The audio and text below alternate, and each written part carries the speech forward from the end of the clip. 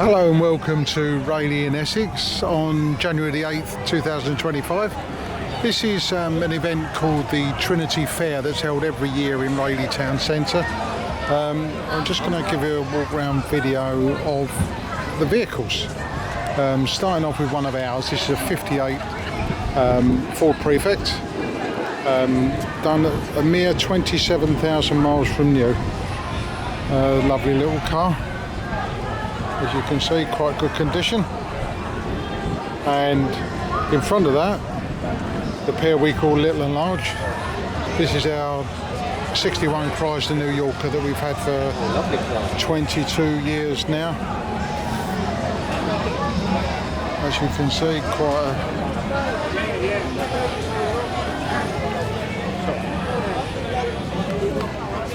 there you go. And parts in front of this is a very nice Triumph Roadster. These came to fame in a series called Bergerac, and that's what the detective used to drive around in.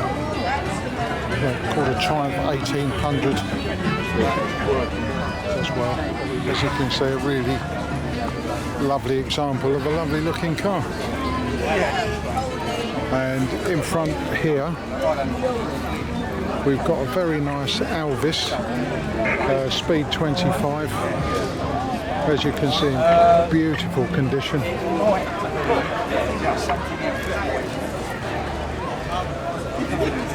It's really a credit to its owner, that's lovely. Have a good day.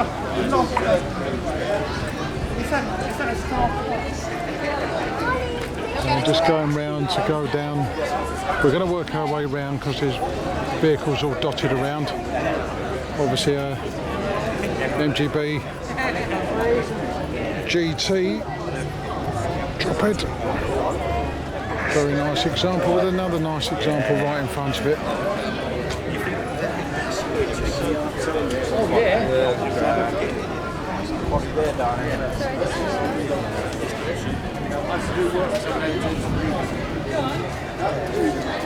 As you can see, we've got quite a diverse amount of cars here. Down to American classics as well.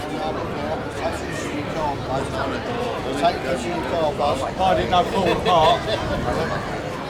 You don't want to touch it off, someone. And here we have a lovely example of a Mark II console.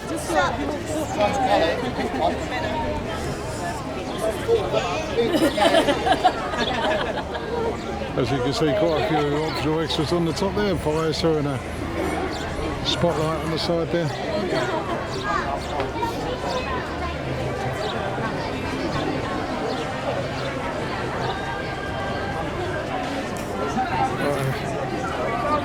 VW camper, very, very, very popular thing.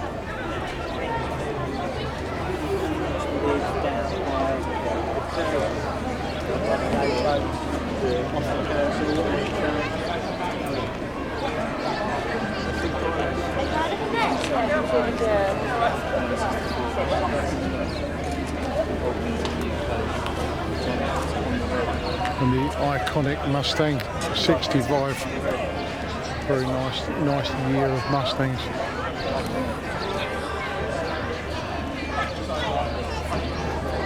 So that's the little group we've got here. So I'm just going to give a quick pan along them as I walk round to where the group starts for the cars leading into the Rayleigh Mill car park.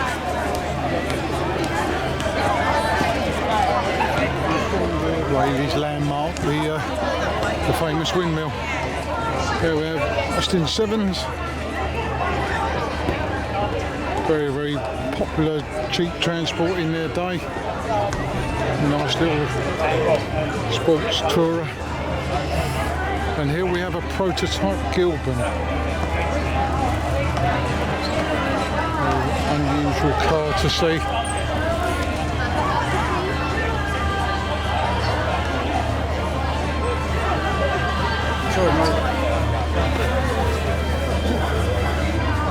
Morris Minor Traveller. Very, very popular car in their day. Well, they still are now, really. Very usable, very drivable, very easy to get parts for. And just keep on top of them. They'll go on and on and on forever. Just coming round here now. Another VW camper with a pop-up roof, same as the other one. As you can see, there are different types of design. The other pop-up roof pops up at the front, this one pops up over on the side. 1969, sort of 70ish. And here, Rover 100 P4. For some unknown reason, they was known as the Auntie Rovers back in the days when I used to work on them. Yes, I'm that old, and I did used to work on these when they used to come into our garage. Nice example. Grey and red was actually quite a popular combination of colours. That's the Rover 100, this is the Rover 105.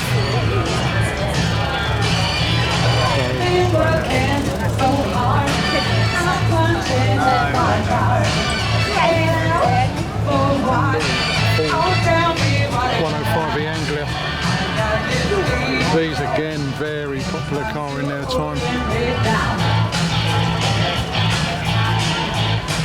Nice little pre-crossflow engine.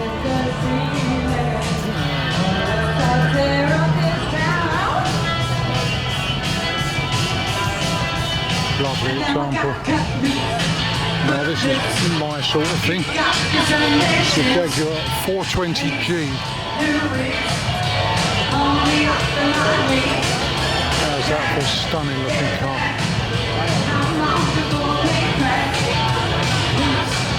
These were the actual base for the Daimler limousines. The DS420 limousines, they were based on the 420G. As you can see, this is a lovely example. And this is another car I've worked on loads of. The Austin 1100. They did a 1300 as well. This is a 1300 with a 1275A series engine in it. Again, very, very popular car. The only issues we had with these is they used to go rotten so quickly. The two-door one, that's quite unusual. You didn't see anything like as many two doors as you did four doors. Have a little pan round now. Early time Spitfire. Again, nice examples here. Owners are passionate about their vehicles. Around here, what they call the sit-up and big pop. It's either an E93A or a 103E, but obviously it's had a Rover V8 quite a bit. So that would liven it up a bit. Obviously a lot of modifications to the running gear as well, otherwise you'd never stop it. But it's very nice. Now we've got quite an early Highline Mark II console. Now the difference between the two where they did a Highline and they did a Lowline. And rumour has it that they did away with the Highline later on in the 50s because men stopped wearing trilby hats so often.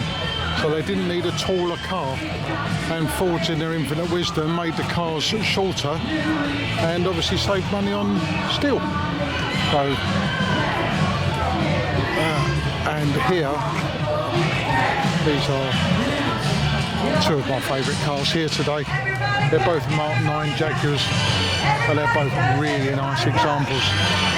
They're just a beautiful car with the iconic XK engine in, 3.8 litre. I'm just going to give you a quick little look inside to see how luxurious these cars were. I mean, if you see that dashboard, that is absolutely beautiful. Wood, but it's a pity we haven't got smell-o-vision because with the leather interior it's just gorgeous. Oh, it smells so nice. drop-down tables in the back of the seats. You want one more song? These were some favourites. Because I did tell my mum, she hasn't heard this one. It's been one of Mum's favourite songs, like forever. And again, got another example part right next to it in two-tone. Again, a lovely, lovely example. These are two lovely cars. Just sing to Paula, because Two I Mark think Nines. she's a little bit shy. Happy There we go. birthday to you. Another one similar to our Prefect. This is the popular version, which was the base model in its time. I actually passed my test in one of these. That was my dad's. You have to excuse the happy birthdays going on in the background. Okay, here we go. Who's ready for a bit of reggae? Oh, a bit of reggae. You can do a conga if you want. Just don't only. Little Austin. Very lonely. Probably a 10 or something like that. Austin 8, Austin 10. I'm really not sure. We're just going to pan round to the other side. The iconic Mini. Now this one's a pickup. Rare as hen's teeth. You really don't see many of these now. Lovely condition.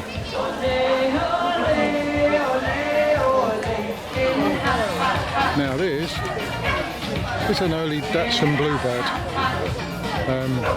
Datsun then became Nissan, which we all know. In this day, they were called Datsuns, and when I used to start, when I started work, were early 70s. This is what, 67, 68ish.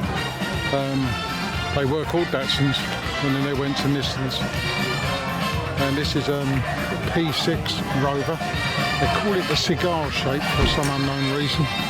This is 67, 68ish.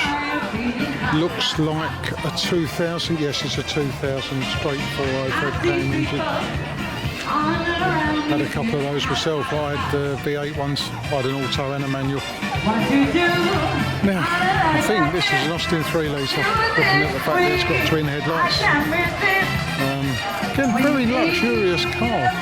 Really big inside. And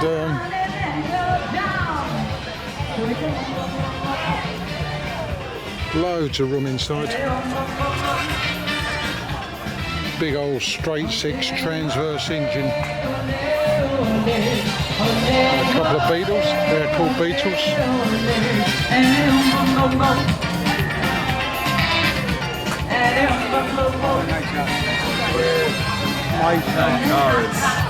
The Beetles have been popular forever.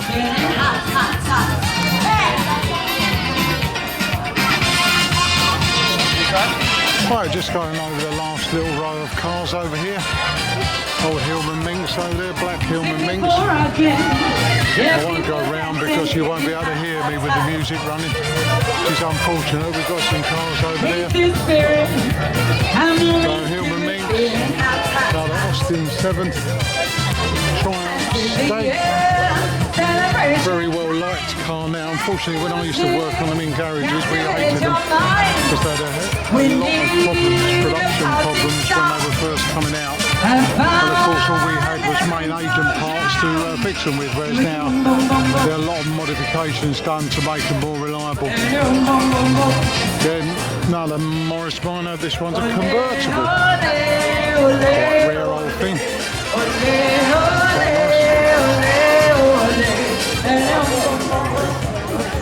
MGPA. Just a lovely example of fun driving, really. Nice open top and a bit of a turn of speed. Now this midget, very dear to my heart, MG midgets. I had a Mark II midget as my first car, 1964. This is obviously a lot earlier. This is a Mark I midget, and you can tell that by the fact it hasn't got the exterior door handles, and it's got the earlier hubcaps, earlier wheels, so it makes it a Mark I. And they didn't do a Mark I Austin Healey because the Mark I was the frog eye. So yeah, nice car. You can see how nice it is inside. All the wheel arches are spotless as well. So I think we've just got a whiz down near to where our cars were again and see what we've got.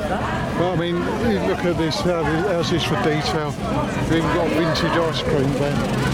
Now, just out the corner of my eye, I've spotted a car. Oh, it's your fault for that. Then you have to be careful. It's your fault. So I'm just going to take you over there to have a look. And this is a rather psychedelic Rolls-Royce Crowd 2. Well, now, it's probably a Wraith actually, it looks quite big. Now this is a replica of John Lennon's original car. Because in the day when John Lennon was losing his way a bit, I think is the best way to put it, he actually had his car, his Rolls-Royce painted like this, and this is a replica of that car. As I say, I used to work in a Rolls-Royce garage and we actually had this come in for repair, and there wasn't that many of us really wanted to give it a road test, as you can imagine, but yeah, you can see. Okay, so is there anyone Nice here little Singer 11 horse, 1934. Now that's done well to survive from 1934. So 91 years old. 91-year-old dad just drunk. Very, it's quite unusual. I personally haven't seen that many of them around, to be fair. We'll have a good little look inside. Again, you look there, you've got all the gauges you need. Ammeter to show your charging, petrol gauge, temperature, speedo, and a time clock. Very nice. A very nice old car. I've got a real affinity for pre-war cars. I do love them. They were just, when you think they weren't designed by computer. It was proper engineering, ingenuity. You know, the people knew how to get the best out of what they were able to build out of their head, sort of thing. And never ceases to amaze me what people came up with. You know, we all depend on computers now, and you know, put what you want into a computer and it tells you the best way to do it. Whereas back then, it was all done by brain power and knowledge and engineering prowess and everything else that goes with it. Now this coming up here, this is a local funeral directors who normally come here and display a couple of their vehicles. Again, kept in lovely condition for reliability. 1929 Austin 20 Landaulet. The Landaulet is the design of the roofline. As you can see, it's only the rear seats that are open to the elements. So they had all different names for the different types of body. Again, here's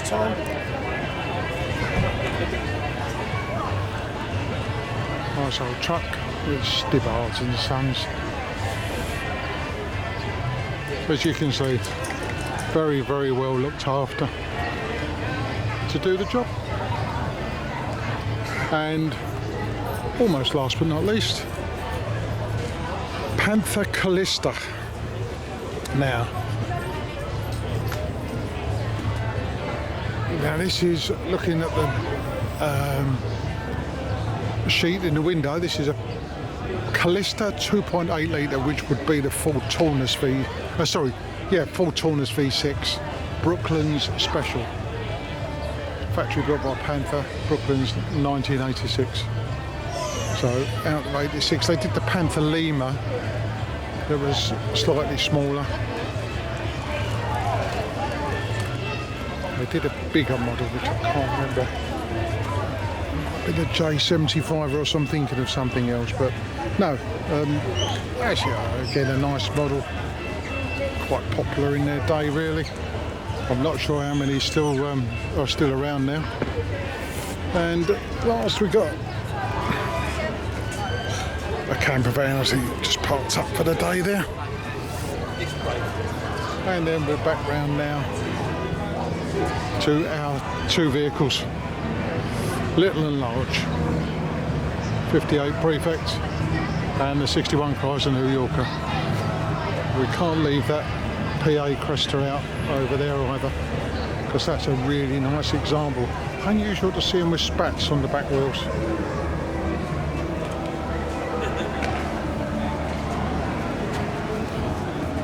I used to work on these. These were getting a bit old when I'd started, but I used to work on these. And the way the windscreen used to come round like this, to leave this angle. So when you open the door, that angle was sticking out. At times I used to whack my knee on it and just curse them a little bit. But no, I mean, these did used to really suffer with rust.